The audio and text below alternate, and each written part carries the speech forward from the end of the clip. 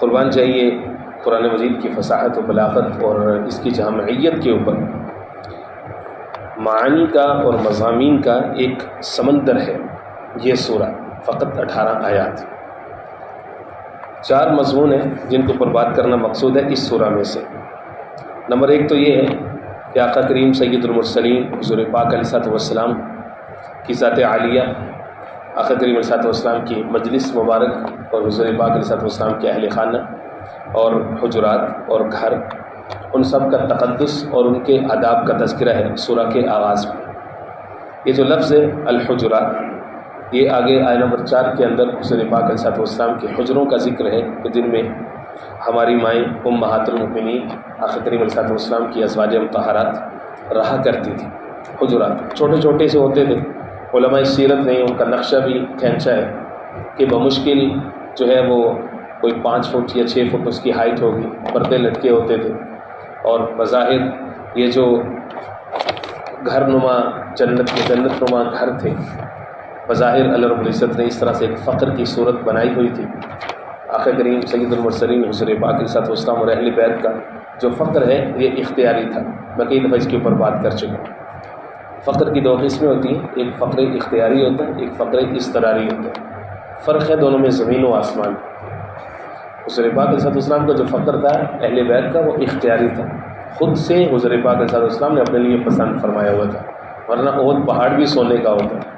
زمین و آسمان کے خزانے کی کیا حیثیت ہے، دنیا بھر کا جو دولت ہے یہ حضور پاک علیہ الصلوۃ والسلام کے غلاموں کے قدموں کی دھول ہے، کوئی حیثیت نہیں ہے۔ لیکن خود حضور پاک علیہ الصلوۃ والسلام نے اپنی امت کے لیے ایک نمونہ سیٹ فرمایا، اللہم احیینی مسکینہ، اے اللہ مجھے زندہ رکھ تو مسکینوں کے ساتھ رکھ، امیتنی مسکینہ، مجھے موت آئے تو مسکینوں کے ساتھ آئی، واحشرنی فی زمرۃ المساکین، اے اللہ روز قیامت مجھے اٹھانا تو مسکینوں کے ساتھ اٹھانا۔ خود سے اپنے لیے مسکنت کو اور فقر کو پسند فرمایا ہے کہ حضور پاک صلی اللہ علیہ وسلم کی ذات عالیہ ہے، دنیا بھر کی انسانوں کے لیے رول ماڈل ہے۔ اگر وہاں پہ مال و دولت کی ریل فیل ہوگی اور یہ ساری لائف کے کمفرٹس وہاں پر ہوں گی تو امت کے غرباء کدھر جائیں گے؟ یہ اللہ رب العزت کا ایک نظام، تو فقر اختیاری تھا۔ حجرات کا تذکرہ بھی کسی نسبت سے آیا ہے۔ آداب کیا ہے؟ پہلی جو آیا ہے اس کے اندر ادب یہ ہے، فرمایا اے ایمان والو لا تقدموا بین یدی اللہ ورسولہ واتقوا اللہ، اللہ اور اس کے رسول سے آگے بڑھنے کی کوشش نہ کرنا۔ آگے کس میں بڑھنا ہے؟ ظاہر عمل میں بڑھیں گے، اچھے عمل میں بڑھیں گے، عبادت میں بڑھیں گے۔ عبادت کے اندر بھی اللہ نے پسند نہیں فرمایا کہ تم میرے محبوب سے آگے بڑھنے کی کوشش کرو۔ ایک صحابی نے قسم اٹھائی تھی کہ میں ایک دن روزہ رکھوں گا، ایک دن چھوڑ دوں گا، صوم داؤدی سے منع فرمایا۔ ایک نے قسم اٹھائی کہ میں ہمیشہ روزے سے رہوں گا، ایک نے کہا میں ہمیشہ جہاد کروں گا، ایک نے کہا میں شادی نہیں کروں گا۔ فرمایا کہ تم ایسا نہیں کر سکتے، اللہ کے نبی کی شان ہے۔ تو حضرت صلی اللہ علیہ وسلم فرمایا میرا اللہ مجھے کھلاتا ہے، میرا اللہ مجھے پلاتا ہے، تو میں روزے رکھ سکتا ہوں، تم نہیں۔ اما جان فرماتی ہیں ام المؤمنین سیدہ عائشہ طیبہ طاہرہ حمیرہ رضی اللہ تعالیٰ، یوم شک کا کچھ لوگوں نے روزہ رکھ لیا۔ یوم شک کہتے ہیں جب بادل چھائے ہوں اور چاند کا پتہ نہ ہو، مشتبہ ہو، اور یکم رمضان المبارک کبھی غیر یقینی ہو یا عید الفطر کا چاند ابھی غیر یقینی ہو، تو یوم شک اس کو کہتے ہیں، شک کا روزہ رکھ لیا۔ حضور پاک صلی اللہ علیہ وسلم نے ابھی تک روزہ نہیں رکھا تھا۔ فرمایا اچھا تم میرے محبوب سے آگے بڑھنے کی کوشش کر رہے ہیں روزے کے اندر، حالانکہ روزہ عبادت ہے، اللہ کو پسند ہے، محبوب سے آگے نہیں بڑھ سکتے۔ ہمیں جان فرماتی ہیں ایک دفعہ ایسا ہوا کہ ابھی حضور پاک صلی اللہ علیہ وسلم کی یوم نحر کو، یعنی قربانی والے دن، یوم سحاق و عید سحاق، ابھی قربانی کھڑی اور کچھ لوگوں نے جلدی سے اپنے جانور لٹا دیے۔ فرمایا میرے محبوب سے آگے بڑھنے کی کوشش نہ کرنا، میرے محبوب کا جانور کھڑا ہوا ہے تم نے پہلے لٹا لیا۔ علماء امت نے یہاں سے مسئلہ نکالا، یہاں سے معلوم یہ ہوتا ہے کہ اپنے جو بڑے ہیں، بزرگ ہیں، اساتذہ ہیں، والدین ہیں، امت کا جو معتبر طبقہ ہے، لوگوں کو نہیں چاہیے کہ ان سے آگے بڑھنے کی کوشش کریں۔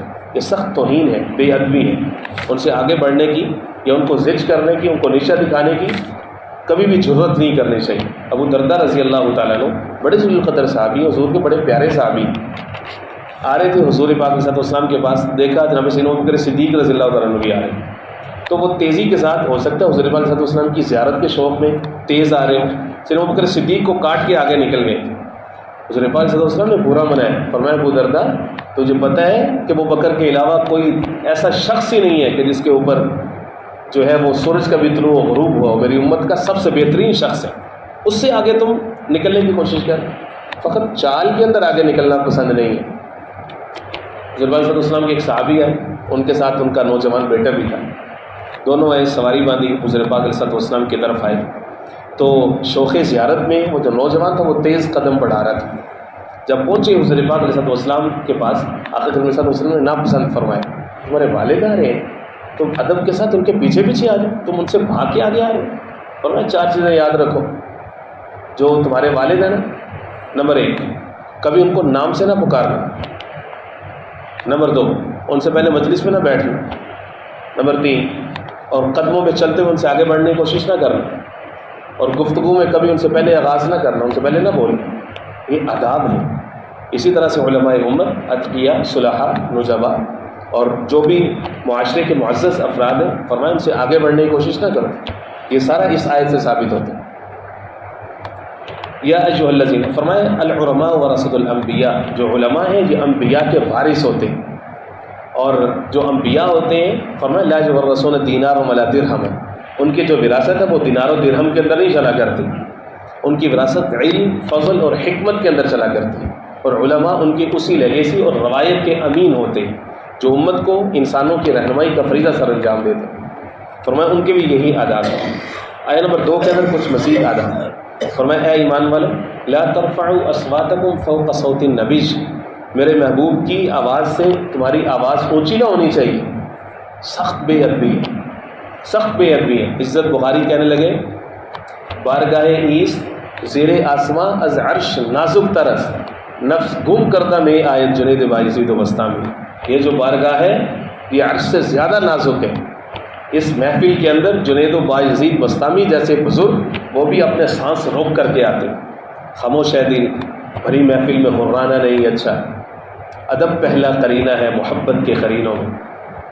فرمایا کہ میرے محبوب کا در یہاں پہ آنا ہے تو اس انداز میں آنا ہے، ادب کا ہر ایک پہلو بچا لے کر کے آنا ہے تم نے۔ محبوب کی آواز سے اونچی آواز اللہ کو برداشت نہیں ہے، ولا تجہروا لہ بالقول، اور اس طرح سے کہ تم اتنی اونچی بول دو کہ ان کا بول چھپ جائے۔ فرمایا ایسا نہیں کرنا، ان تحبط اعمالکم، تمہاری زندگی کے سارے اعمال، تمہاری عبادتیں، تمہاری تہجدیں، تمہارے جہاد، تمہاری حجیں، تمہاری تلاوتیں، تمہارا سارا کچھ فرمایا ضائع ہو جائے گا۔ ان تحبط اعمالکم، پلک جھپکنے کی دیر، میرے محبوب کے دربار کی ذرہ سے بھی تم نے بے ادبی کی، سارا کچھ گیا، کچھ بھی پلے نہیں رہے گا تمہارے۔ ان تحبط اعمالکم وانتم لا تشعرون، فرمایا تمہیں پتہ بھی نہیں چلنا، سارا کچھ تمہارے ہاتھوں سے چلا جائے گا، یہ جا وہ جا۔ ہستی ہی اتنی پاک ہے، ہستی ہی اتنی مقدس ہے، رحمت للعالمین ہے، سید المرسلین ہے، خاتم المرسلین ہے، محسن انسانیت ہے، وجہ کائنات ہیں، شاہ لولاک ہیں۔ فرمایا کہ ہستی اتنی بڑی ہے، 1000 بار بشویم دہن زمشق و گلاب، ہنوز نامے تو گفتن کمال بے ادبی۔ فرمایا کہ ہرگز ایسا نہ کر، ادب کا مکمل پاس رکھنا۔ ان الذین یغضون اصواتهم عند رسول اللہ، کچھ دیہاتی تھے، وہ بیچارے آتے تھے جو دیہی لوگ ہوتے ہیں ان کے اندر اس طرح سے سویٹ سینس نہیں ہوتی، دل کے سادے ہوتے تھے، وہ آتے تھے حضور پاک علیہ السلام کے پاس کوئی کنسلٹنسی لینے کے لیے، کوئی مسئلہ وغیرہ پوچھنے کے لیے، تو وہ آتے تھے تو وہ حجروں کے باہر کھڑے ہو کے بلند آواز سے آواز لگانا شروع کر دیتے تھے، جیسے وہ آپس میں ایک دوسرے کے پاس جاتے تھے تو کہتے تھے، تو یا محمد یا رسول اللہ صلی اللہ علیہ وسلم اخرج علینا، اخرج، آپ باہر تشریف لائیے، ہمیں آپ سے کچھ پوچھ لیں۔ رب العزت نے سخت ناپسند فرمایا کہ یہ جہالت ہے، میرے محبوب کے گھر کے باہر، حجرہ مبارکہ کے باہر کھڑے ہو کر کے آوازیں دینا ہرگز اللہ کو پسند نہیں۔ خاموشی سے کھڑے رہو، بیٹھے رہو، جتنے دن جتنی راتیں گزر جائیں بیٹھو وہاں پہ آرام سے، ہرگز آواز دینا یہ سخت بے ادبی ہے۔ فرمایا بیٹھو، وَلَوْ أَنَّهُمْ صَبَرُوا، فرمایا کاش کہ ایسا ہوتا کہ یہ صبر کرتے، باہر بیٹھتے، حتیٰ تخرج إِلَيْهِمْ، یہاں تک کہ میرا محبوب نکل کر کے ان کے سامنے آتا، لَكَانَ خَيْرًا لَهُمْ، تو ان کے لیے بہتر ہوتا۔ اس لیے فرمایا کہ ہرگز جو ہے وہ باہر کھڑے ہو کر کے آوازیں مت دو۔ دوسرا مضمون ہے آیت نمبر 6 کے اندر، اور جو بڑا قیمتی ہے، آج کے ہمارا معاشرہ اور آج کا جو ہمارا ماحول ہے، جس طرح کا ہمارا بیہیویئر بلڈ ہو چکا ہے، اس کو بہتر کرنے کے لیے سورۃ الحجرات کی آیت نمبر 6 سے بہترین کوئی ٹانک نہیں ہو سکتا۔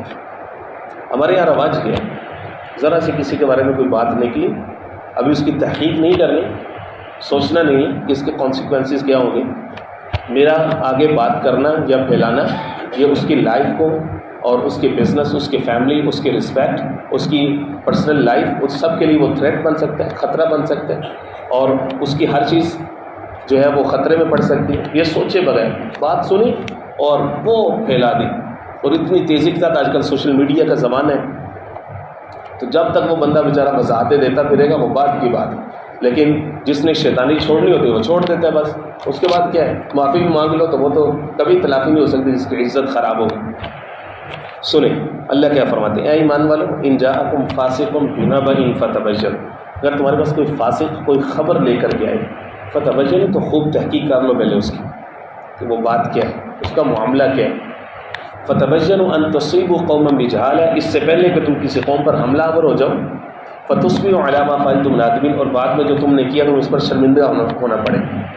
اگرچہ یہ جو آیا ہے اس کا خاص ایک پس منظر ہے کہ اگر کوئی انفارمیشن آتی ہے تو اس کے پہلے تحقیق کر لو تاکہ تم کسی قوم کے اوپر ایسے حملہ نہ آور ہو جاؤ کہ تمہیں کوئی ایسی کوئی بتا دے کہ تمہیں تھریٹ ہے، حالانکہ تمہیں تھریٹ نہیں ہے اس سے، یہ تو اس کا پس منظر تو یہ ہے۔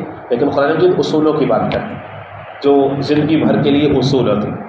جب بھی کوئی خبر ملے کبھی بھی اس خبر کے اوپر فوری طور پر رد عمل نہ کرو، اپنی زبان کو بند رکھو، اس کے کانسیکوینسز بڑے خطرناک ہو سکتے ہیں۔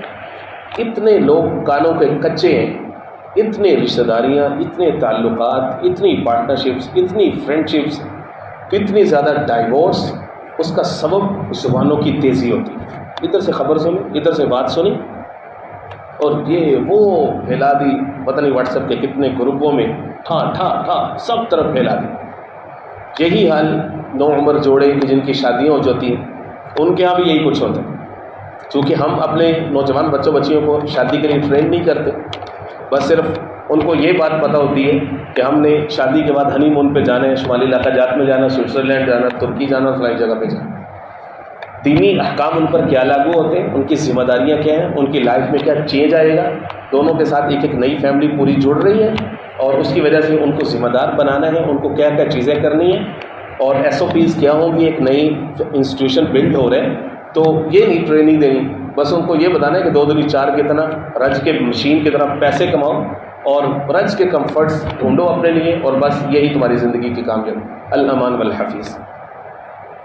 ہوتا کیا ہے، ادھر سے کوئی بات ہوئی میاں بیوی کی آپس میں، اور وہ بیوی کو جناب ہر طرف سے فون آ رہے ہیں، اور وہ اسی وقت اپنی اماں کو بتائے گی، آگے بتائے گی، خالہ چاچی دادی کو بتائے گی، اور وہ بات منٹوں میں لاہور پشاور کراچی کوئٹہ پتہ نہیں کہاں کا جتنے رشتہ دار ہیں سب تک وہ پہنچ جائیں گے، پھر ہر طرف سے اس کو مشورے آنے شروع ہو جائیں گے۔ اس سے پہلے کہ خامن سے اگر زیادتی ہوئی ہے وہ اس سے معذرت کرتا ہے، بیوی سے زیادتی ہوئی ہے تو وہ اس سے معذرت کرتی ہے، اس سے پہلے وہ خبر وہ نوجوان کہاں سے کہاں پہنچا، اب بعد میں مشوروں کے انبار لگ جاتے۔ یہ ایک صرف میں نے آپ کو ایک ایگزامپل دی ہے، ہزاروں مثالیں ہمارے معاشرے میں، بس خبر کو تیزی کے ساتھ آگے پھیلا، ہر کسی سنسنی پھیلا۔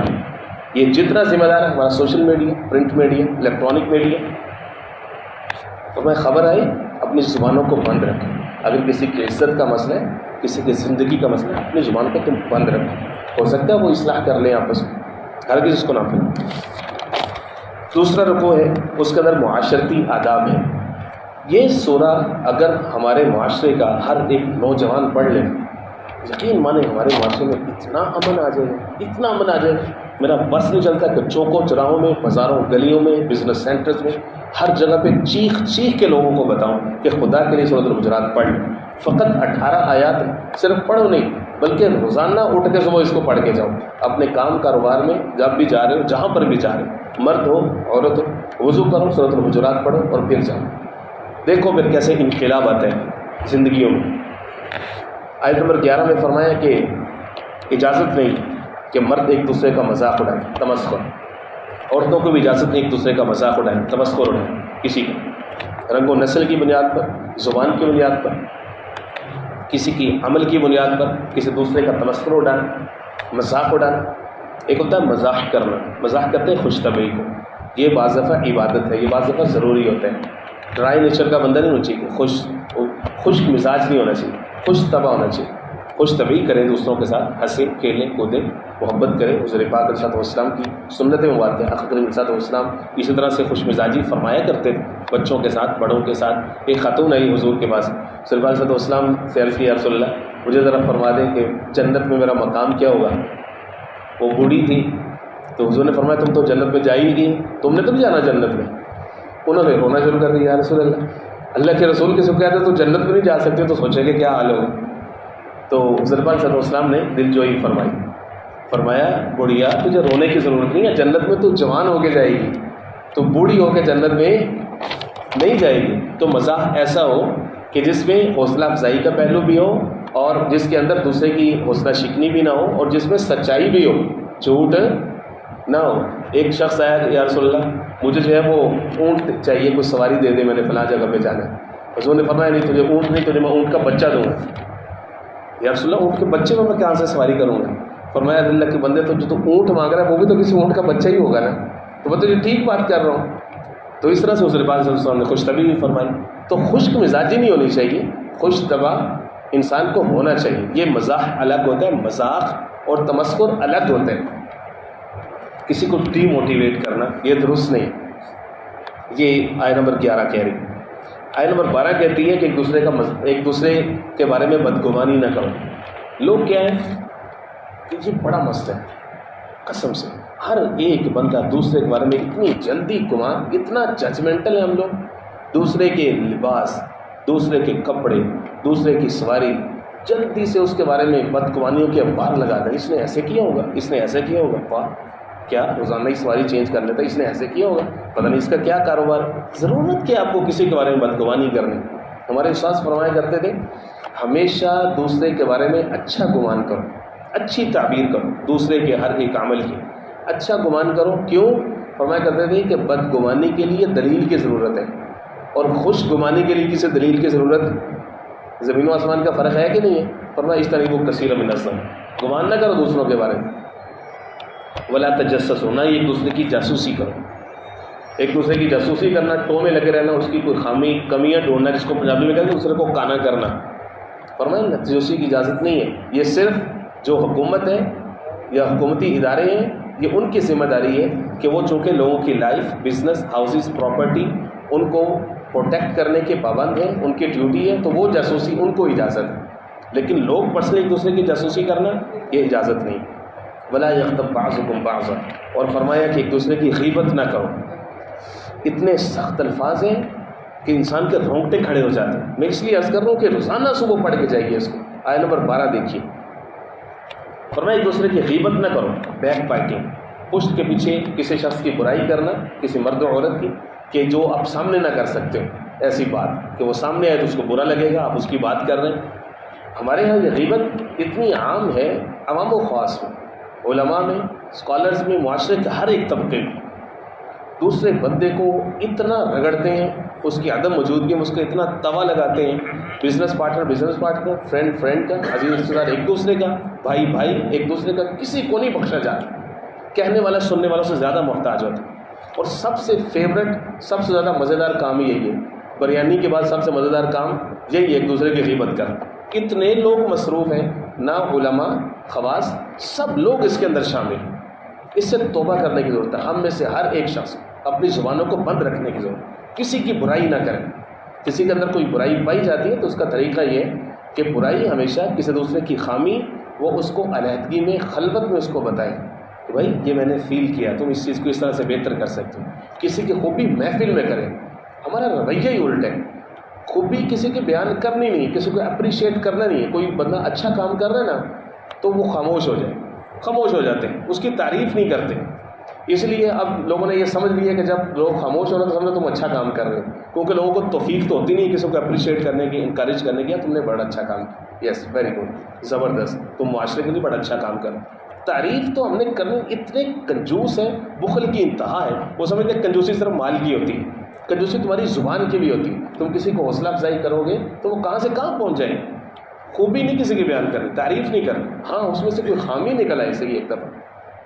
پھر دیکھو کیا کرتے. ولا یغتب بعض، فرمایا کہ کسی کی پشت پیچھے برائی نہ کرو.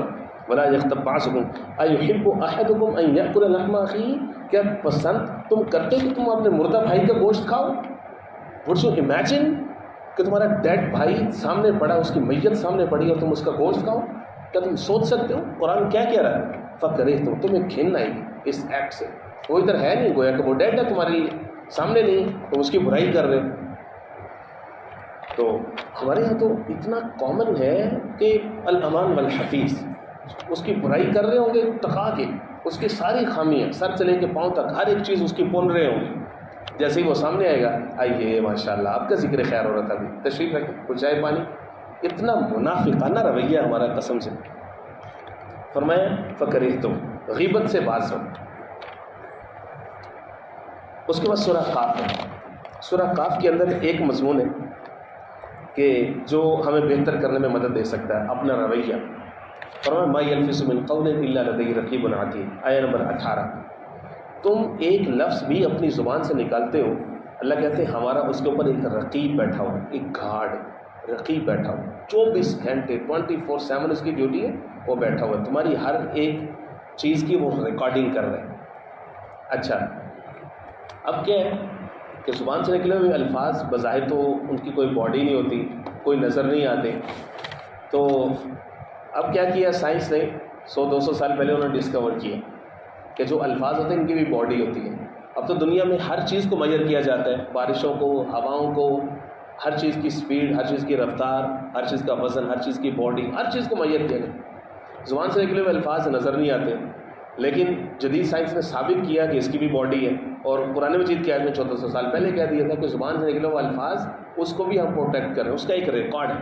ٹرانسمیٹر لگاتے ہیں اور اس کے پیچھے اس آواز کو محفوظ کرتے ہیں اور زور لگاتے ہیں، اس کے پیچھے پاور لگاتے ہیں اور اگلی ڈیوائس تک وہ پہنچتی ہے. بندہ 1000 کلومیٹر دور بیٹھا ہو تو اس تک وہ الفاظ ریکارڈ ہو کے کیا ہے پہنچتے. تو باڈی ہے تو پہنچ رہے ہیں نا وہاں تک. ما یلفظ من قول الا لدیہ رقیب. چھوٹے ہوتے تھے استاد پڑھاتے تھے کہ بھئی یہ جو آواز ہے نا یہ لہروں کے ساتھ آگے آگے جاتی ہے. ایسے ہی ہے جیسے پانی اسٹل ہو، واٹر رکا ہو، آپ اس کے اندر پتھر مارتے ہیں تو وہ ویوز بناتا ہے، اگلی ویو اگلی سے ٹکراتی ہے، اگلی ویو اگلی سے ٹکراتی ہے، تو اگلے بینک آف کنال تک وہ اس طرح سے اس کا اثر پہنچتا ہے. تو اسی طرح سے الفاظ پہنچتے ہیں تو وہ بھی فضا کے اندر اس طرح سے ٹکراتے ٹکراتے ویو بناتے آگے تک چلے جائیں. اور اللہ نے 1400 سال پہلے کہہ دیا تھا کہ تمہارا ایک ایک لفظ.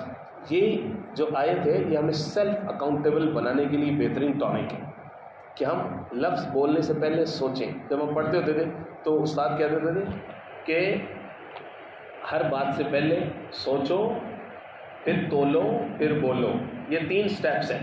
ہم کیا کرتے ہیں، پہلے بولتے ہیں، ٹھیک ہے، پھر سوچتے ہیں اوہ میں نے کیا کہہ دیا، ٹھیک ہے جی، پھر کسی کے ساتھ مشورہ کر کے اس کو تولتے ہیں کہ اب اس کا کرنا کیا ہے. تو اس کا الٹ کر لیں، پہلے سوچ لیں، پھر تول لیں، پھر بول لیں.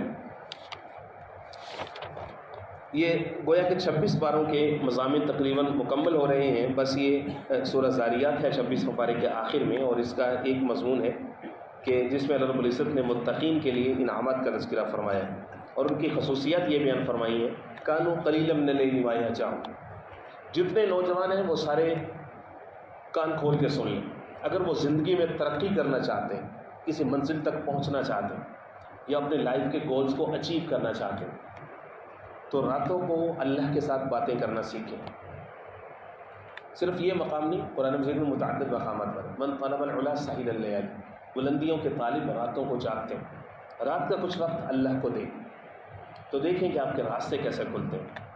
آیت نمبر 17-18 سورہ ذاریات سے وہ یہ کہہ رہی ہے کہ وہ لوگ رات کو کم سوتے ہیں. اب کم سونے کا یہ مطلب نہیں ہے کہ سوشل میڈیا ہے، فیس بک ہے، یوٹیوب ہے، ٹویٹر ہے اور جناب ٹک ٹاک ہے اور اس کے اوپر لگے ہوئے جناب ہم تو قرآن مجید کی آیت پر عمل کر رہے ہیں اور ہم تو رات کو بڑا کم سوتے ہیں صاحب، ہم تو جناب صبح 2-3 بجے تک ہم تو جاگتے رہتے ہیں. کوئی جناب یہ قرآن مجید کی آیت پر عمل ہو رہا ہے، رات کو کم سوتے ہیں. واہ بھی واہ. اپنی رات کو ڈسٹریبیوٹ کر لیں، پڑھائی کے لیے، سونے کے لیے اور اللہ کے لیے. یہ 3 کام کریں، رات کو اس طرح سے تقسیم کریں، زندگی تمہاری شاندار ہو جائے. فرمایا رات کو کم سوتے ہیں وبالاسحار هم یستغفرون، اور سحری میں وہ استغفار کرتے ہیں.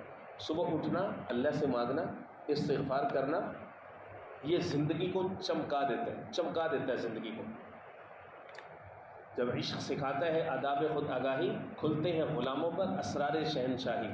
عطار ہو خواجہ فرید الدین عطار، رومی ہو مولانا جلال الدین رومی، عطار ہو، رومی ہو، رازی ہو، غزالی ہو، کچھ ہاتھ نہیں آتا بے آہ سحر گاہی.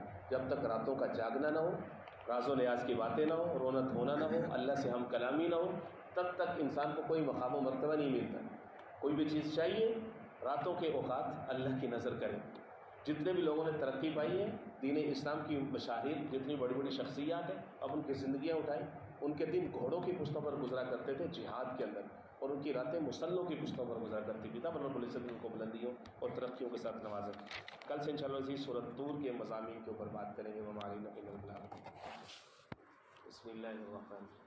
اللہم صلی علی محمد النبی الامی واصحابہ وبارک وسلم تسلیما کثیرا کثیرا. اللهم نبل قلوبنا بالقرآن وزين أخلاقنا بالقرآن وأدخلنا الجنة بالقرآن ونجنا من النار بالقرآن يا رحيم يا رحيم. صلى الله تعالى على